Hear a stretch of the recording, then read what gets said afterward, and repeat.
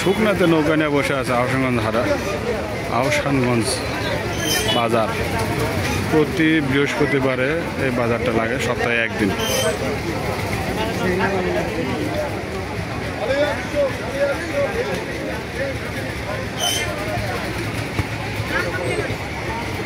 এখানে নৌকা, তারপরে আছে গরু, বিভিন্ন দেশীয় বিদেশি জাতের গরু এখানে পাওয়া যায় প্রতি বৃহস্পতিবারে।